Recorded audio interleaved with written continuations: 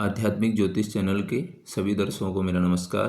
सर्वप्रथम मैं भगवान तथा परमपिता परमेश्वर से प्रार्थना करता हूँ कि आपका जीवन सुखी और मंगलमय हो और आप अपने जीवन में निरंतर प्रगति करते रहें। आज हम इस वीडियो में चर्चा करेंगे विक्रमी संवत 2083 जो कि 19 मार्च 2026 से शुरू होने वाला है, उसका वृषभ राशि के लिए क्या राशिफल रहने वाला है, यानी कि आपके लिए जो आने वाला वर्ष है वो कैसा रहेगा।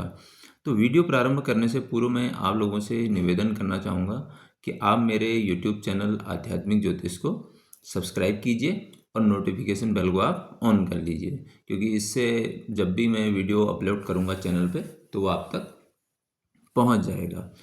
दूसरा मैं आपको यहाँ पर ये भी बताना चाहूँगा कि अगर आपकी कोई भी क्वेरी है या कोई भी प्रश्न है जो कि शनि की साढ़े साती और ढैया से रिलेटेड है, तो इसी YouTube चैनल पर मैंने शनि की साढ़े साती और ढैया से संबंधित एक वीडियो अपलोड किया हुआ है लगभग 1 वर्ष पूर्व।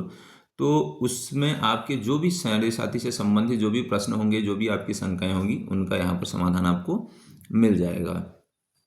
दूसरा मैंने आपको ये भी बताऊं कि इस राशिफल में मैंने मेनली 4 ग्रहों को कवर किया है जिनका सर्वाधिक प्रभाव व्यक्ति के जीवन पर होता है।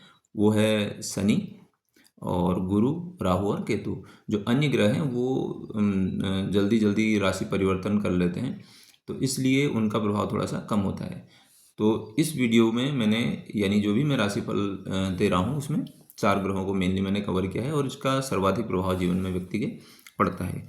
तो आइए अब हम वीडियो प्रारंभ कर लेते हैं। देखिए, सबसे पहले हम बात करते हैं शनि देव के बारे में। देखिए, शनि आपके एकादश भाव में इस समय गोचर कर रहे हैं। तो एकादश भाव में क्या है कि ये लाभ भाव है आपका। तो पूरा वर्ष, जो पिछला 1 वर्ष से मैं कहूँगा और ये जो आने वाला वर्ष है, इस वर्ष भी आप आय के लिए प्रयासरत रहेंगे। और शनि जो है वृषभ राशि में योग कारक माने जाते हैं, आपके भाग्येश और कर्मेश होते हैं। तो एकादश भाव में उनका होना एक अत्यंत शुभ स्थिति है। आपकी जो इकोनॉमिक जो कंडीशन है उसको ये स्थिरता देगा, आपके आय के स्रोत को जो है उसको स्थायी बनाएगा। और स्पेशली ये जो पिछले वर्षों में आपने कठिन परिश्रम किए हैं उनका प्रतिफल अब आपको यहाँ पर मिलना प्रारंभ होगा, क्योंकि शनि जब किसी भी भाव से संबंध बनाता है तो उसमें परिणाम तो देता है, लेकिन थोड़ा सा देर लगती है उस परिणाम को प्राप्त करने में। तो दूसरा क्या है कि यहाँ पर शनि आपके, देखिए, इसकी तीसरी दृष्टि पड़ेगी आपके प्रथम भाव यानी लग्न पर। तो प्रथम भाव से पर पड़ने से क्या है कि आपकी जो व्यक्तित्व में गंभीरता, डिसिप्लिन आप आएगी। लोग आपको एक सलाहकार के रूप में देखेंगे और आपको कुल मिलाकर के विशेष प्रयास करने पड़ेंगे अपने व्यक्तित्व को गंभीर बनाने में या डिसिप्लिन होने में। और ये आप ये समझ लीजिए कि अगर आपने ये काम किया तो फिर यहाँ पर शनि आपको पॉजिटिव रिजल्ट देना शुरू करेंगे। दूसरा, शनि क्या है, आपकी 7वीं दृष्टि जो है पंचम भाव पर आ रही है। तो पंचम भाव होने से, क्योंकि यहाँ स्पेकुलेशन का काम है, एजुकेशन से रिलेटेड चीज़ें होती हैं, तो जो भी इन्वेस्टमेंट या जो आपके पूर्वाभास या पूर्वानुमान जैसे शेयर सट्टा वाले जो चीज़ें होती हैं, तो वहाँ पर अगर आप इन्वेस्टमेंट करते हैं तो वहाँ आपको सावधानी रखने की आवश्यकता पड़ेगी, क्योंकि शनि इस तरीके के कामों को पसंद नहीं करता है। यहाँ पर आपको अगर टेक्निकल या गूढ़ विषय जो ज्योतिष हैं या रिसर्च हैं, यहाँ पर अगर आप उसकी तरफ जाते हैं तो फिर ये वहाँ पर आपको अच्छी सफलता देगा। दूसरा हो सकता है कि आपको संतान के लिए कुछ जिम्मेदारी या रिस्पॉन्सिबिलिटी उठानी पड़े, उनकी तरफ से आपकी थोड़ी सी चिंता हो सकती है। इसके साथ क्या है कि शनि की सीधे जो दृष्टि पड़ेगी वो पड़ेगी आपके अष्टम भाव पर। तो अष्टम भाव पर शनि की दृष्टि पड़ने से क्या है कि यहाँ पर आपको गूढ़ विषयों की तरफ जाने की आवश्यकता पड़ सकती है। रिसर्च में आपका इंटरेस्ट हो सकता है, ऑकल्ट में हो सकता है, और ज्योतिष में अचानक आपकी रुचि बढ़ सकती है। और अगर आपकी नहीं है तो इस तरफ आप थोड़ा सा ध्यान देना शुरू कर दीजिए, तो फिर शनि आपके अच्छे रिजल्ट आपको देंगे। और अब हम बात कर लेते हैं शनि के बाद देवगुरु बृहस्पति। देखिए, इस वर्ष देवगुरु बृहस्पति जो है 3 बार मतलब 3 राशियों पर रहेंगे। जैसे अभी जून तक बृहस्पति आपके द्वितीय भाव यानी मिथुन राशि में रहेंगे। उसके बाद जून से अक्टूबर तक कर्क में रहेंगे आपके तीसरे भाव में। और अक्टूबर के बाद ये सिंह राशि में चले जाएंगे। तो मैं आपको तीनों का बताऊंगा कि क्या रहने वाला है। देखिए अक्टूबर पहले से जो रहेंगे, तो यहाँ पर देवगुरु बृहस्पति आपके द्वितीय भाव मिथुन राशि में रहेंगे, तो ये सीधे सीधे आपको फाइनेंस की तरफ, धन एकत्र करने की तरफ आपका रुख हो सकता है। उसके लिए बहुत अच्छा समय है कि अगर आप पैसे की तरफ जा रहे हैं और पैसा कमाने के लिए, आर्थिक उन्नति के लिए बहुत अच्छा समय है। इसकी सीधे जो पंचम दृष्टि है वो छठे भाव पर है आपके। तो छठे भाव पर पंचम दृष्टि होने का सीधा मतलब ये है कि जो लोग सर्विस सेक्टर से, फाइनेंस से जुड़े हुए लोग हैं, और या फिर जिसको मैं कहूँगा कि फिलॉसफी से जुड़े हुए हैं, टीचिंग से जुड़े हुए हैं, उनके लिए ये, या मैनेजमेंट से जुड़े हुए हैं, उनके लिए सर्विस सेक्टर में अगर वो हैं तो बहुत अच्छा है। क्योंकि इसका सीधे जो नवीं दृष्टि पड़ेगी वो आपके दसम भाव पर पड़ेगी। तो दसम भाव पर जब देवगुरु बृहस्पति की पड़ेगी, तो यानी कि ये समझ लीजिए कि आपको स्टेटस की प्राप्ति होना, और आपके करियर में आपको बहुत अच्छा होना, धन की प्राप्ति होना, या आर्थिक रूप से आप बहुत आर्थिक स्थिति आपकी बहुत अच्छी हो सकती है, उससे समृद्ध आप हो सकते हैं। लेकिन कुल मिलाकर के ये बहुत ज़्यादा आपके जीवन में मैं कहूँगा कि सर्विस ओरिएंटेड होना या स्ट्रगल को भी बढ़ाता है, यानी, और स्ट्रगल जो होगा उस स्ट्रगल से आपको लाभ की प्राप्ति भी होगी। अब हम बात करते हैं, देखिए जैसे ही ये जून से अक्टूबर तक कर्क राशि में जाएंगे, तो यहाँ ये उच्च होते हैं, तो आपके तीसरे भाव में है। आपका जो पराक्रम है ये बड़ा रहेगा, और आपको जरा सा प्रयासों से अच्छे फल प्राप्त हो सकते हैं। छोटे भाई बहनों के साथ आपके संबंधों में सुधार होंगे, अगर उनके साथ आपके कुछ मतभेद या इस तरीके के काम चल रहे हैं। तीसरे भाव में देवगुरु बृहस्पति के होने से आप राइटिंग के क्षेत्र में, शिक्षण या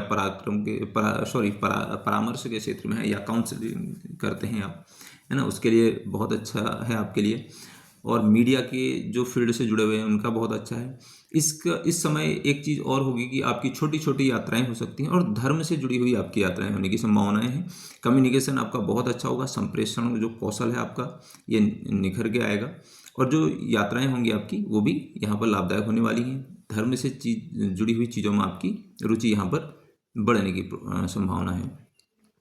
अब हम बात करते हैं, जैसे ही ये आपके अक्टूबर के बाद जैसे सिंह राशि में जाएंगे, तो ये आपके चतुर्थ भाव में आ रहे हैं। तो चतुर्थ भाव में आने की वजह से क्या है कि देखिए, आपको एक तो चतुर्थ भाव माता जी का है, तो आपको माता जी के साथ आपके संबंध ठीक होंगे। हो सकता है उनको हेल्थ इशू या कुछ इस तरीके की समस्या है, तो वहाँ से भी आपको निजात मिलने की संभावना है कि वहाँ इस चीज़ में वो पॉजिटिव रिजल्ट दें। इसके साथ आपके अष्टम भाव से जुड़ रहे हैं, तो अष्टम भाव और द्वादश भाव दोनों भाव से जुड़ने की वजह से आध्यात्म में, और कुल मिलाकर के आपका जो पीस ऑफ माइंड है या मानसिक शांति की तरफ आप जा सकते हैं। फिलॉसफी में आपकी रुचि हो सकती है, ऑकल्ट में आप जुड़ेंगे, वहाँ से आपको एक पीस ऑफ माइंड आपका कनेक्ट हो जाएगा। दूसरा, यहाँ पर प्रॉपर्टी से रिलेटेड जो आपके काम हैं या भूमि भवन की तरफ आप जाना चाह रहे हैं, तो ये वहाँ से भी आपको लाभ होने की संभावना है, यानी कि आप भूमि या भवन क्रय कर सकते हैं, या फिर आप वाहन ले सकते हैं। और चतुर्थ भाव में बृहस्पति का आने का मतलब घर में कोई मांगलिक कार्य भी संपन्न होने की प्रोबेबिलिटी दिख रही है। अब हम बात करते हैं राहु और केतु के बारे में। देखिए राहु और केतु क्या है, ये दिसंबर तक आपके राशि परिवर्तन नहीं करेंगे। दिसंबर तक तो आपके 10वें भाव में राहु बैठे हुए हैं। तो मैं आपको बताऊं, दसम भाव यानी कि अगर आपने बहुत ज़्यादा परिश्रम किया है, फोकस्ड रहे हैं, तो ये आपको बहुत अच्छे लाभ देगा। राहु करियर के लिए, आपके स्टेटस के लिए, जो लोग जॉब में हैं या कहीं पर भी हैं, आपके कर्म क्षेत्र में आपका इस समय झंडा आप गाड़ सकते हैं। सिर्फ समस्या ये होती है कि आपका थोड़ा सा फोकस चेंज होने की संभावना होती है, थोड़ी भ्रम कन्फ्यूजन की स्थिति हो सकती है। आप अटैच्ड फील हो सकते हैं अपने स्टेटस को लेकर के, अपने आजीविका को लेकर के, और राहु अनकन्वेंशनल तरीके से लाभ करता है, यानी कि आपका जो काम करने का तरीका है थोड़ा इस समय अटपटा हो सकता है, लीक से हटकर आप काम करने की तरफ इस समय संभावना है जाने की।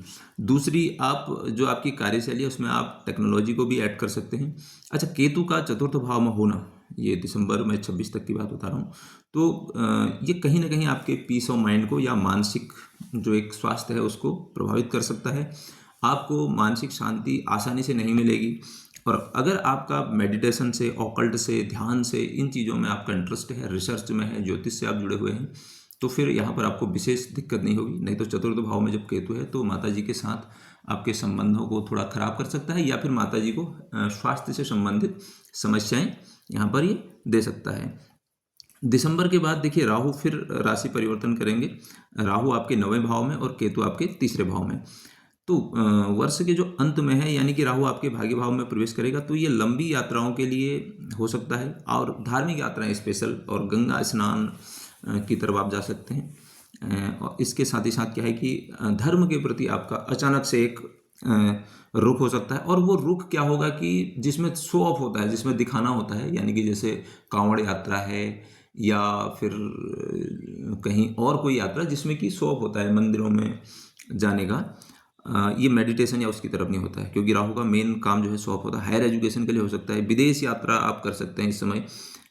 एजुकेशन के फील्ड में अगर आप हायर एजुकेशन की तरफ आपका जाने का प्रयास है, तो आध्यात्मिक अन्वेषण की तरफ आप इस समय जाने की आपकी पॉसिबिलिटी है। संस्कृति में आपकी रुचि हो सकती है।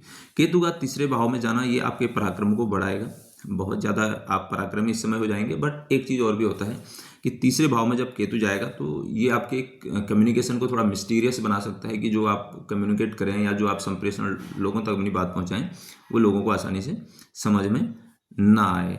और तीसरे भाव में जाने के पीछे एक चीज़ के कारण एक चीज़ और भी हो सकती है, वो ये है कि जो आपके छोटे भाई बहन अगर हैं, तो उनके साथ आपके थोड़े से संबंध खराब हो सकते हैं। इसके साथ ही पड़ोसियों के साथ भी आपके संबंधों को थोड़ा प्रभावित कर सकता है, तो यहाँ पर आपको विशेषकर ध्यान देने की आवश्यकता पड़ेगी।